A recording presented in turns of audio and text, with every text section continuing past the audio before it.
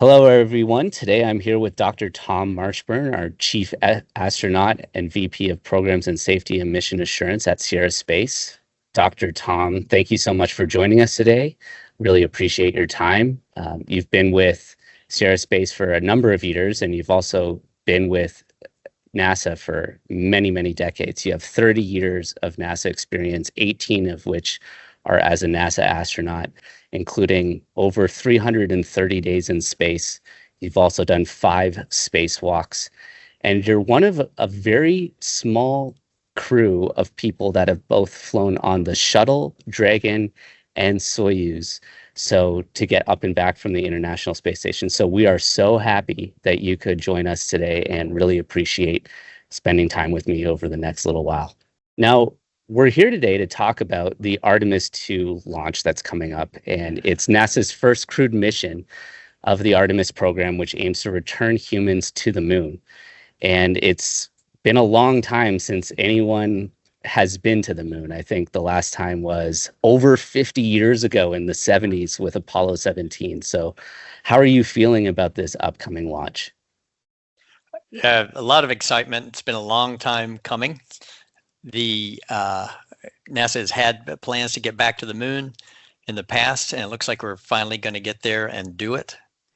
If you look at major accomplishments in human history over the 20th century, particularly accomplishments that the U.S. has made over the 20th century. If I see it on TV, if I read it in a book, the Apollo moon landings are always at the top of that list, and the images associated with that are always shown. Huge amount of national pride, but it goes way beyond that. It's a gathering of humans to do an incredible thing, to get the human species off of the planet Earth and to explore and to utilize lunar resources and to extend human habitation. So super excited about this. And in my mind, when it comes to education in particular, and bringing countries together for peaceful exploration, this mission is going to bring us back to that we experienced in the 60s. That sense of pride to be a part of such a big program. So I'm super excited about this, and that may end up being, the international relations might end up being one of the greatest benefits of this mission. Aren't you going to be in Florida to see that thing go off too? I'll be in Florida doing all the best that I can to see it. Launches go off when it's the right time. Looks like the window that's coming up here, April 1st through the 6th, is the right time. Hopefully the hardware cooperates, and so we'll just, and the weather cooperates, which is always a factor. So good chance it's going to go, and we certainly hope it does. Excellent. And just really interested in what your thoughts are on the significance of the Artemis program in advancing America's return to the moon and beyond. Yeah, and it's an international endeavor. One of the crew is Canadian. The international partners have contributed to the build of the rocket and the vehicle that's going to bring them there. So that's as I mentioned, that is a significant benefit of the program. But far beyond that, increasing the technical base of a nation by really smart people, the nation's best engineers, scientists, coming together to solve a really hard problem, which is to bring humans to the moon and return them safely. It brings out the best in them and all of us, and that just increases the technical foundation of the entire nation and really around the world. Now that I'm part of Sierra Space, we build spacecraft, we build components for spacecraft. It is incredibly difficult, even still today, to do these things. And so the vision of getting to the moon, to getting to other places in the solar system, Sierra Space has components that have gone to every planet in the solar system. That dream, that passion, that motivation is what drives people to do really tough work and to be very excellent at it. So that increasing that technical base across the country is super important. Now, when we talk about the direct benefits, the more direct benefits of spaceflight in general, but including going to the moon, a lot of people don't know that the standard CAT scan that most of us have gotten at some point in our lives, that came from radar lunar mapping from the Apollo program. The first rechargeable battery for a automatic external defibrillator, or an external defibrillator, that came from NASA work. And so every time you recharge a battery, that was NASA that was a part of the beginning of that. There's been so many technological advancements since those 50 years have passed and going back to the moon. And at the same time, we're still constantly innovating. And so I'm really interested in your perspective on what you think the experience of the astronauts will be on this mission compared to the Apollo program. Well, first of all, we've got the most diverse crew that's ever flown to the moon. We have, as I mentioned, a Canadian astronaut that's a member of the crew, so an international crew. So the reflections and the perceptions of the crew are going to be kind of speak for everyone, probably in a way that we've never done before. They will, besides just the personal fulfillment of seeing the moon that close, to realize what they are doing on this mission and the importance of it for the entire world, to see the dark side of the moon, which very few human eyes have ever seen, and the potential that they could end up breaking the human history record for greatest distance from the Earth. This is going to be a wide kind of loping orbit around the moon. That all of that together is going to be just life-changing for them, of course, and for all of us. Looking forward to hearing the reports from their mouths as to what they've experienced, and we'll hear a lot of that real time. Spaceflight itself is life-changing for those who have had the opportunity to go to see the Earth from space.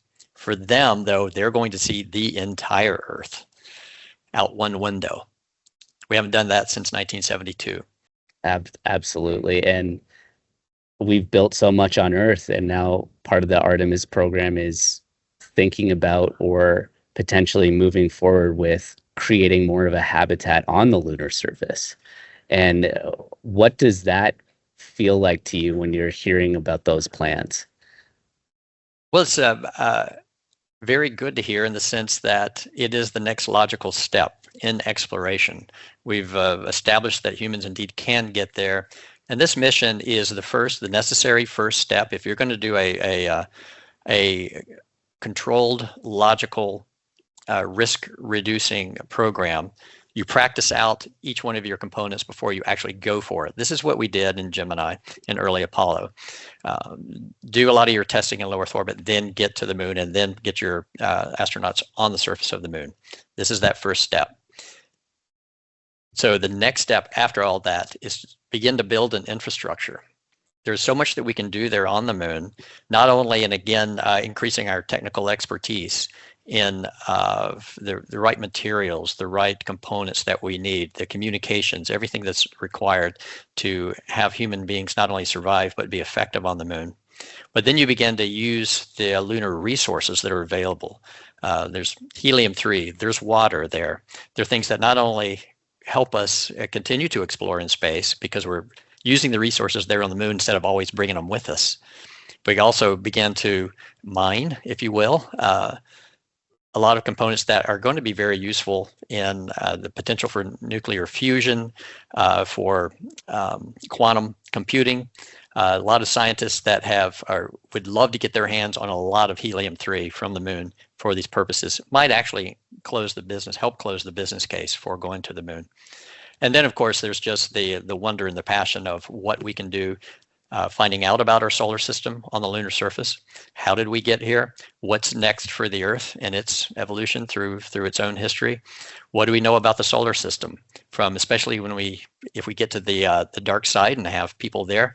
What we can learn when we're on the anti-sunward side of the moon, blocked out from that light, what we're going to be able to see in the solar system. It's really breathtaking when we think about what we can accomplish, even from the science standpoint. So what advice do you have to your friends and to these astronauts as they embark on this amazing journey? Well, it's advice we give every astronaut before they go. Now, these are all experienced astronauts.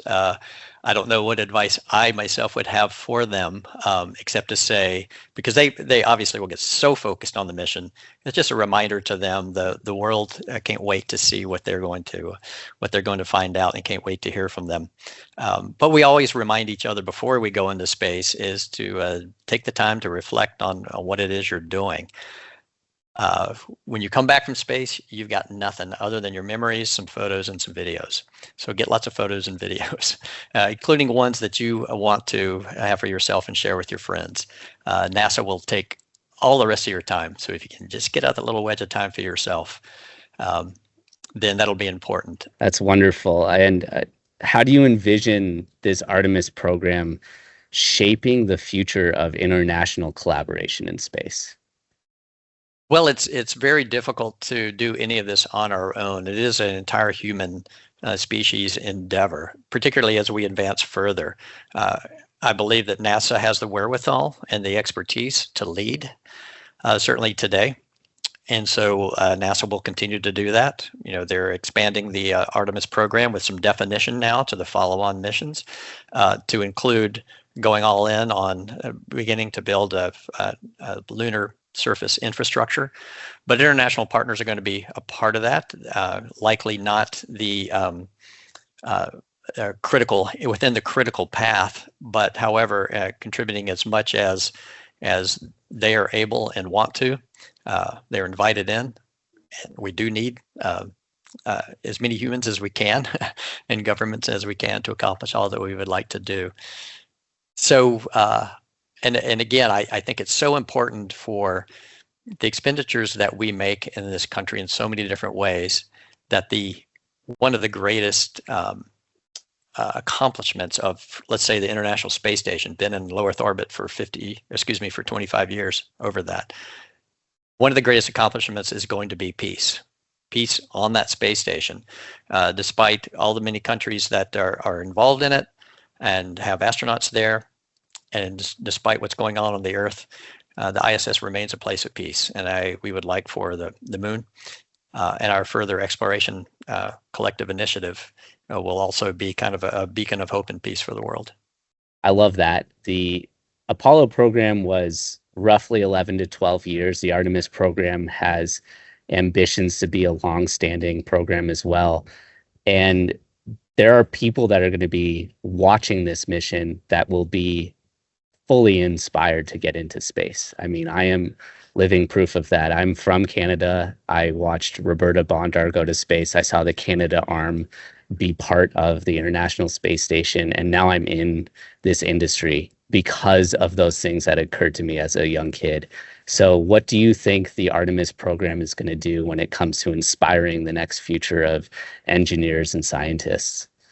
Well, I can tell you what it does now. I give a lot of talks to school children, whether it's middle school or high school, elementary school, and the room gets quiet when you mention that somebody your age, talking to the students, somebody your age, and maybe even in this room, is going to be walking on Mars, is going to be a flight director or a flight controller or a crew member or an engineer that gets us to Mars, or maybe even as walking on the moon. And it's a very true statement. And so that really grabs kids' attention. The getting into math and science is difficult. It's academically a really hard thing to do. This is one of the few ways to get students super excited about it. Thank you, Dr. Tom. That was wonderful. I really appreciated having this conversation with you. I, like you, am extremely excited for this launch and can't wait to look to the stars and wish our astronauts well. So thank you so much. Hey, thank you. Yeah, we can all look forward to looking up at the moon, and we'll know the 4 humans that are up there at that time during the mission. And obviously wish them all well, and we're very excited about it. Thanks for giving me a chance to talk to you.